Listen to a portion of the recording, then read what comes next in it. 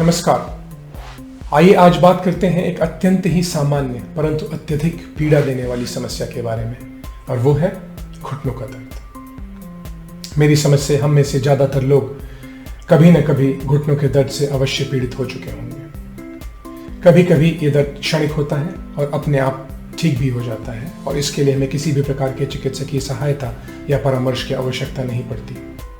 मगर कई बार ये दर्द निरंतर बना रहता है और हमारी दैनिक दिनचर्या को बाधित करने लगता है। घुटने का दर्द किसी भी आयु में हो सकता है एवं महिलाओं और पुरुषों में लगभग समान रूप से व्याप्त होता है, परंतु युवावस्था में होने वाले दर्द के कारण वृद्धावस्था में होने वाले दर्द से सर्वथा भिन्न होते हैं।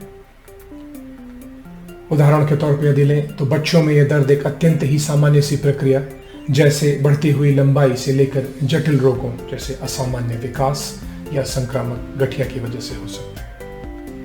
वहीं युवावस्था में इस दर्द के प्रमुख कारण खेलकूद में लगने वाली चोटें एवं सड़क दुर्घटना में होने वाले आघात हैं।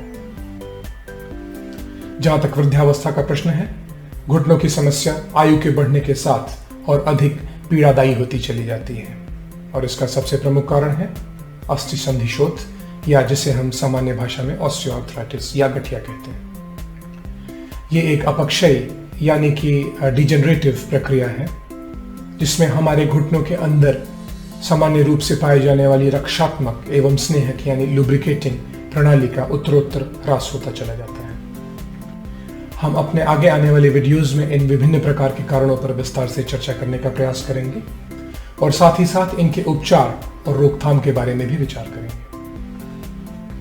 घुटने के दर्द के साथ कुछ और लक्षण भी पाए जा सकते हैं। इनमें घुटनों की सूजन, जकड़न, घुटनों के आसपास की त्वचा का लाल एवं गर्म हो जाना, चलते समय या घुटनों को मोड़ते समय घुटनों से आवाज का आना, घुटनों को पूरी तरह से खोलने या बंद कर सकने में असमर्थता, घुटनों की कमजोरी तथा अस्थिरता प्रमुख है। यदि आपके घुटनों की सूजन 4 से 5 दिनों में कम न होने लगे या उसमें उत्तरोत्तर वृद्धि होने लगे, आप घुटनों पर वजन देने में असमर्थ हों, घुटने के गर्म एवं ऊपर की त्वचा के लाल होने के साथ साथ ज्वर यानी कि बुखार से पीड़ित हों, घुटनों को पूरी तरह से खोल पाने या बंद कर सकने में असमर्थ हों, घुटनों में अस्थिरता महसूस कर रहे हों, या फिर घुटने में या पैर में कोई दृष्टि विकृति यानी कि डिफॉर्मिटी उत्पन्न हो गई हो, तो शीघ्रातिशीघ्र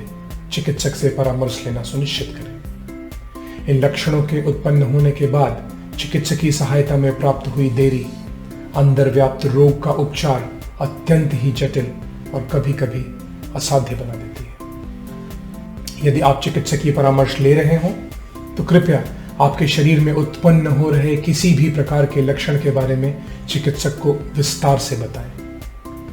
कई बार ऐसा होता है कि अन्य लक्षण घुटने के दर्द से सर्वथा भिन्न होते हैं, जैसे कि दृष्टि का क्षीण हो जाना या त्वचा पर चकत्ते का पड़ना, और हम ये समझते हैं कि इनका घुटनों के दर्द से तो कोई संबंध हो नहीं सकता। इसकी वजह से हम चिकित्सक को अन्य लक्षणों के बारे में कुछ भी नहीं बताते। ऐसा करने से कई बार हमारे निदान में देरी हो जाती है और उपचार में त्रुटियां भी उत्पन्न हो सकती हैं। इसी कारण से आपके द्वारा अनुभव किए जा रहे किसी भी लक्षण का ज्ञान आपके चिकित्सक को होना अत्यंत ही अनिवार्य है। आपसे आवश्यक सूचनाएं प्राप्त करने के उपरांत चिकित्सक आपका शारीरिक परीक्षण भी कर सकता है एवं कुछ आवश्यक चिकित्सकीय जांचें जैसे एक्सरे, सीटी स्कैन, एमआरआई, रक्त परीक्षण एवं घुटने के स्नेहक रस यानी साइनोवियल फ्लूइड का परीक्षण इत्यादि भी करा सकता है। घुटने के दर्द का समुचित उपचार उसके अंतर्निहित कारणों पर निर्भर करता है। मुख्यतया इसके उपचार को 3 भागों में विभक्त किया जा सकता है। प्रथम, जीवन शैली परिवर्तन यानी कि लाइफस्टाइल मॉडिफिकेशन, जिसमें शारीरिक वजन को नियंत्रित रखना, व्यायाम, पौष्टिक आहार एवं शारीरिक उपचार यानी फिजियोथेरेपी प्रमुख है। दूसरा, औषधियां, जिसमें प्रमुख रूप से दर्द निवारक औषधियां यानी कि पेन किलर्स और रोग संशोधक औषधियां यानी डिजीज मॉडिफाइंग ड्रग्स उपलब्ध हैं। और तीसरी है शल्य क्रिया यानी सर्जरी। यदि उपरोक्त विधियों से वांछित लाभ न हो रहा हो या संक्रमण इत्यादि का संकेत हो तो विभिन्न प्रकार के सर्जिकल विकल्प या शल्य विकल्प भी उपलब्ध है। संक्षेप में मैं बस इतना ही कहना चाहूंगा कि यद्यपि कि घुटने के सभी दर्द गंभीर कारणों से नहीं होते, परंतु इन पर ध्यान देना एवं लक्षणों में शीघ्र लाभ न मिलने की स्थिति में त्वरित चिकित्सकीय सहायता लेना अत्यंत अनिवार्य है, क्योंकि कुछ घुटने की चोटें एवं रोग यदि अनुपचारित छोड़ दिए जाएं तो विकलांगता यानी कि हैंडीकैप्स, विरूपता यानी डिफॉर्मिटी, व्यापक संक्रमण यानी सेप्टिसीमिया या अस्थि समेकन यानी जोड़ों का पूरी तरह से जुड़ जाना जैसी असाध्य और दुरूह विषमताएं उत्पन्न कर सकते हैं।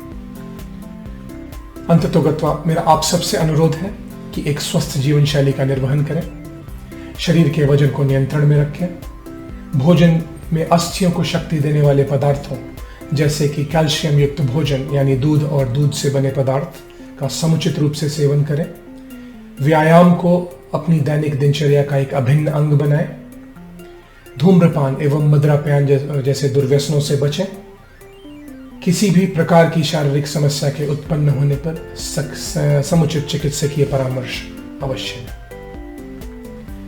हम अपने आगे आने वाले कुछ वीडियोस में घुटने के दर्द के विभिन्न कारणों पर विस्तार से चर्चा करेंगे।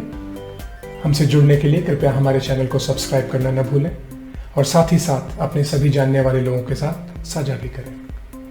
इस विषय पर और अधिक जानकारी प्राप्त करने के लिए या अपने बहुमूल्य विचार हमें देने के लिए नीचे दिए हुए कमेंट सेक्शन में अपने प्रश्न एवं सुझाव अवश्य दें।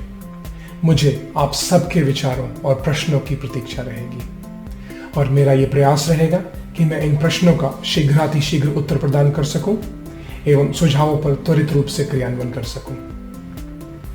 अपने घुटनों का ख्याल रखें और आजीवन घुटनों की पीड़ा से मुक्त रहें। नमस्कार।